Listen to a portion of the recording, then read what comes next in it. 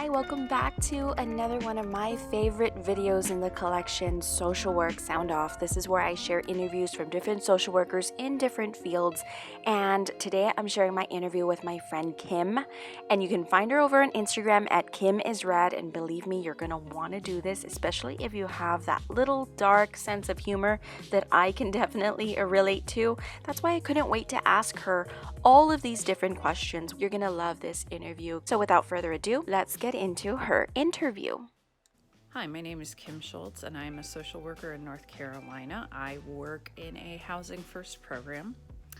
It is for people who were chronically homeless, who are currently housed. The philosophy behind Housing First is that you house people and then work on stability and treatment if they're interested. The only requirement is that they meet with us regularly. I have only been a social worker for 2 years, actually 2.5 years. I had a number of things happen in my 30s, and it really had me reevaluate. And I guess my nearly midlife crisis involved going back to school and getting my master's degree. Initially, I did not know that it was going to be in social work. That wasn't a dream of mine. It wasn't anything I'd really thought of. My title is Licensed Mental Health Clinician, which in no way describes my actual job. The county threw that label on, but it doesn't give you an honest description of what I do. I would say I do more intensive case management. Now, I do some therapy with clients, but a lot of my day is spent shuffling people to appointments, doing home visits, helping teach them basic life skills, visiting them in jail sometimes. This is not exactly client related, but it was really gross. Part of what I do in housing people is help them find places to live. Some of them are shameful. One in particular, I was working in a small town, called a landlord. She said, "Oh, I have this 3-bedroom house."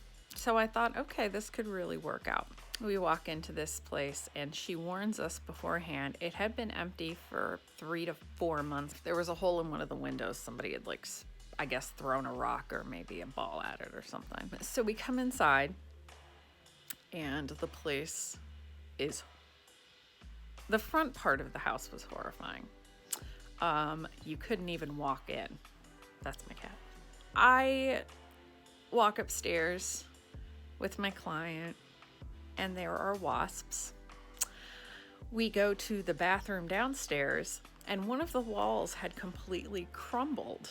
We get into the kitchen, there is food everywhere. And there were rats. And the rats had pooped all over the stove.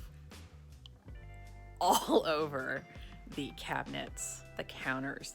I mean, it was so bad that I was shocked and couldn't even really respond. It actually wasn't the grossest. I've seen hoarders, and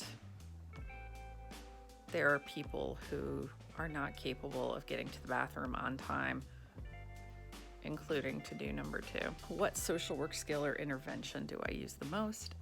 Harm reduction. Harm reduction is a big part of my job. It doesn't 100% cure the alcohol or drug use, but it can help it at least slow down because they now have a reason. They don't want to lose their housing. It's not going to look like a success story in the traditional way. This person did not come through the program, and actually I'm still working with him. He comes from a background of abuse and neglect, decades in prison. Judges would try and avoid having him jailed, so they would try different things. And honestly, the stories he tells me, I'm not sure that he wouldn't have been better off in a jail setting. The first time I met him, I just got a head nod or a shake. He barely said anything. He now is relatively stable for the first time. He has a psychiatrist that he tolerates. He's also very open with me, will talk to me about different issues he's having. And it's really been a huge change. If someone were to just look at him from the surface, they would not know that he's had any changes, really, aside from not being homeless. But from the inside, it's amazing. The changes have been incremental and difficult.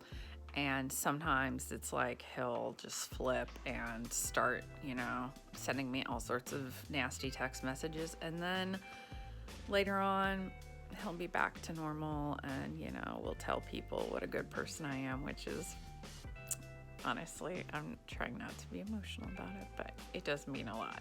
I've actually been a lot of stuff. I've had jobs from a barista to a very ill-fated waitress job. I've worked in retail.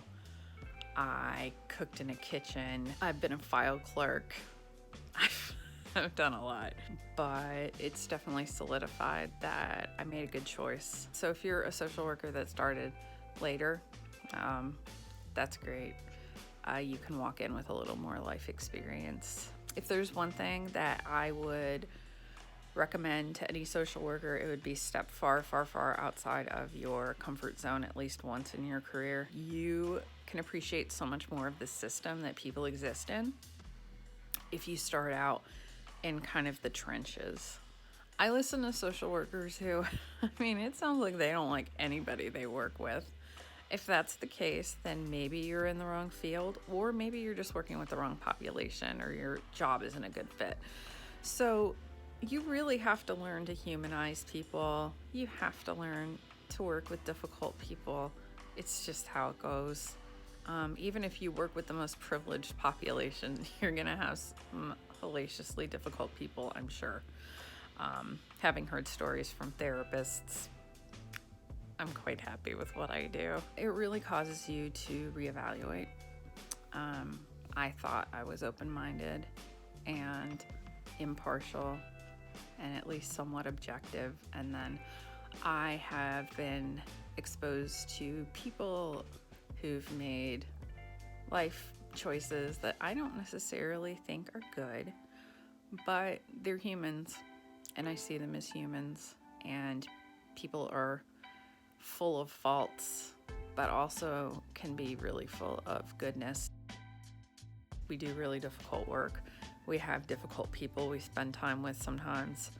We're working on problems that most people don't want to think about, they don't want to deal with. It's good to find a way to decompress, whether that's listening to a podcast, reading a book, watching a horror movie, another favorite of mine. I give myself permission on weekends to be a slacker. Also treat yourself during the day. I will go get a coffee if I'm really stressed, or just put my stuff down and go to the store. Now, I'm lucky in that I work in a very flexible job. I determine my own schedule in a lot of ways. But, after a particularly difficult visit with a client, sometimes I have got to turn my phone off and just maybe walk around a store. Target's a good place to kind of decompress. Other things I do, like if it's nice out, I'll go sit outside. I do like traveling. I like going around and, getting to experience different places, but that doesn't mean that it's something I can afford to do or always want to do. I think really the most important thing is finding something that you can do that's sustainable.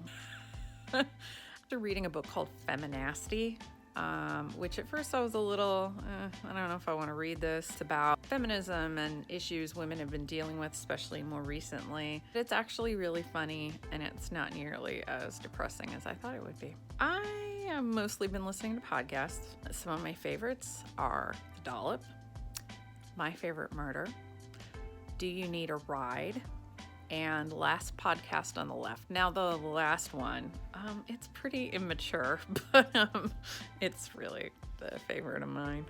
It's just three guys shooting the shit about metaphysical and ghost stories, but some of it's true crime. But it's definitely entertaining. So I hope that helps you all out a little bit. I would highly encourage anyone who's interested in working with homelessness to do it. And if you don't think you want to work with the homeless, I think you should do it anyway. All right. Thanks for listening to my rambling. I love that interview. Thanks so much, Kim.